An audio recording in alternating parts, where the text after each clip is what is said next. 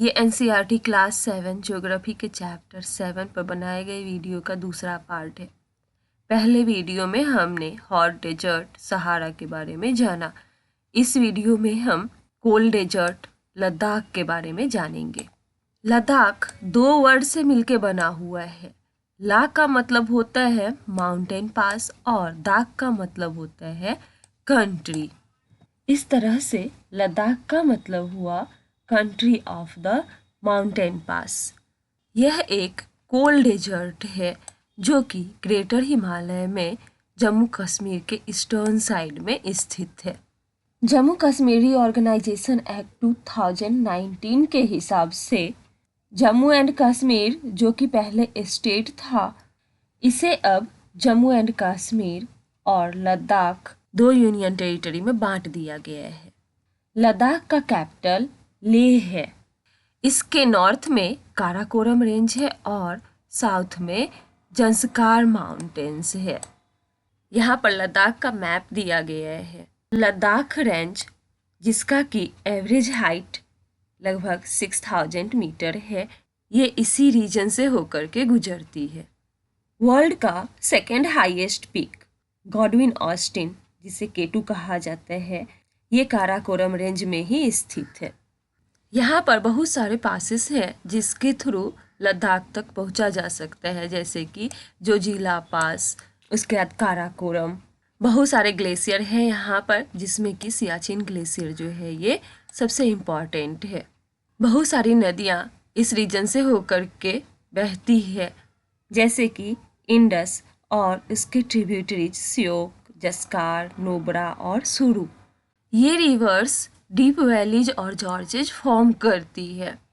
Siachen glacier के अलावा भी और सारे ग्लेशियर है, जैसे कि गांगरी ग्लेशियर।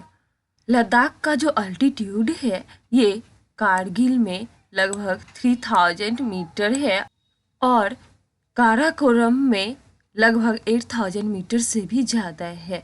तो इसका अल्टीट्यूड 3000 मीटर से 8000 मीटर से भी ज़्यादा तक वेरी करता है। इसके हाई अल्टीट्यूड के वजह से यहाँ का क्लाइमेट बहुत ही ज़्यादा कोल्ड और ड्राई होता है। अल्टीट्यूड पे एयर इतना पतला हो जाता है कि सन का हीट बहुत ज़्यादा फील होता है।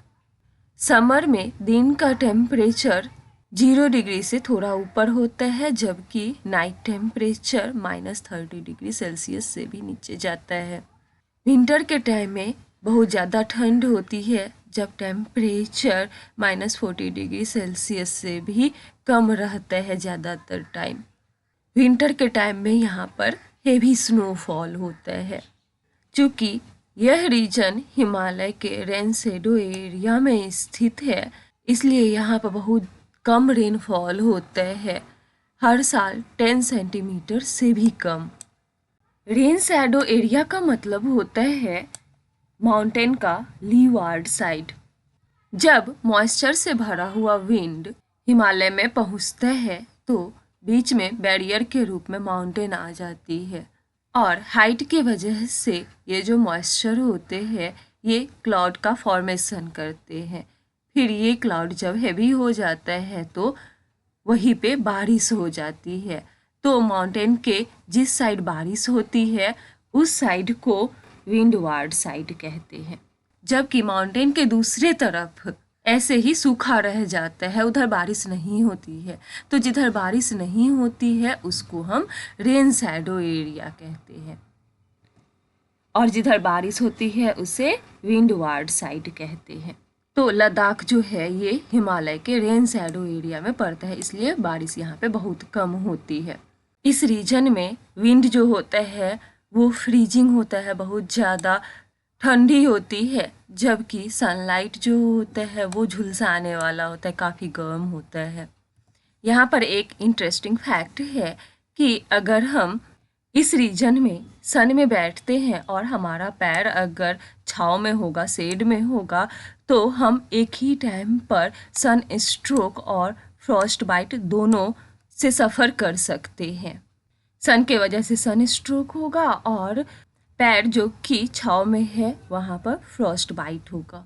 यहाँ पर दिया गया है कि लद्दाख को खपाचन के नाम से भी जाना जाता है, जिसका मतलब होता है स्नोलैंड। द्रास जो है ये अर्थ पे दूसरा सबसे कोल्डेस्ट इनहैबिटेड प्लेस है और ये लद्दाख के कारगिल डिस्ट्रिक्ट में स्थित है। इसे लद्दाख का प्रवेश द्वार गेटवे भी कहा जाता है।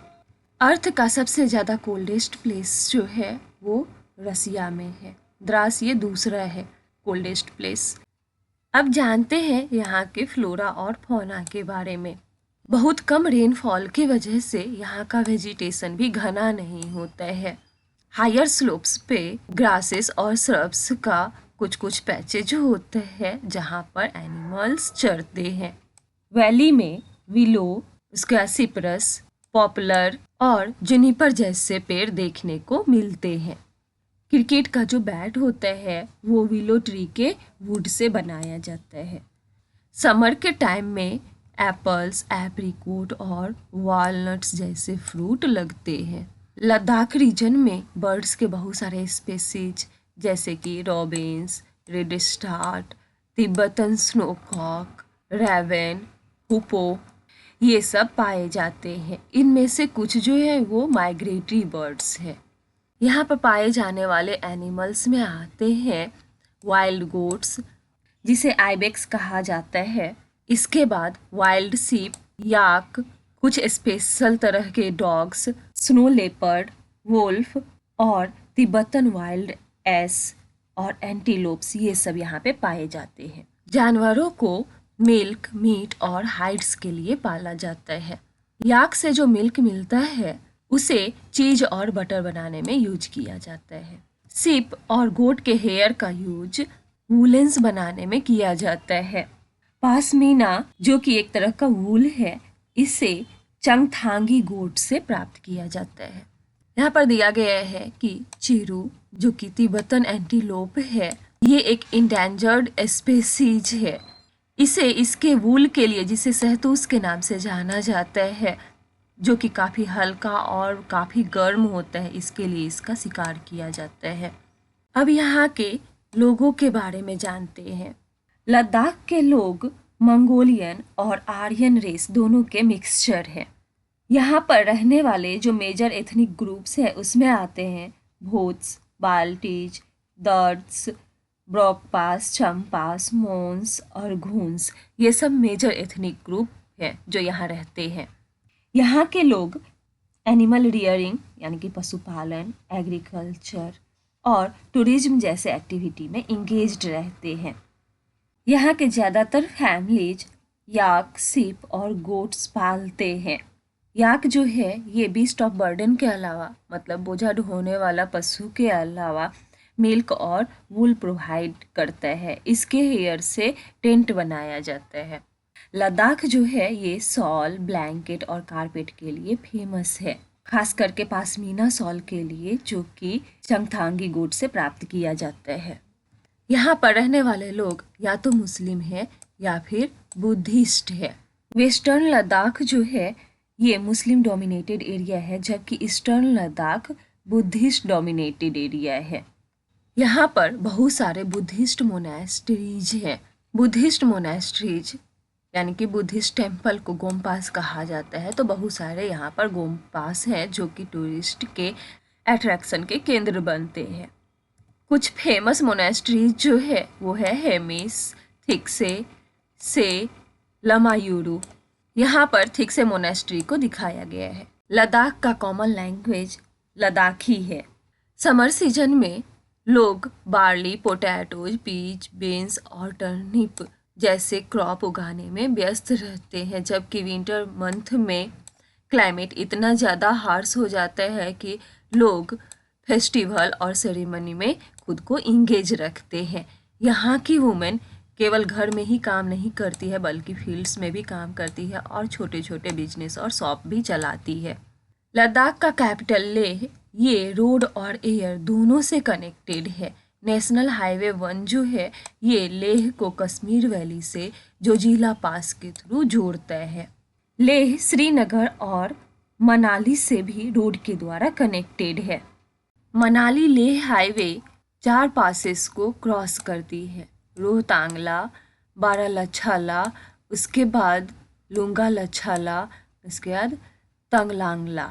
ये हाईवे केवल जुलाई और सितंबर के बीच ही खुलती है जब रोड पे स्नो नहीं होता है।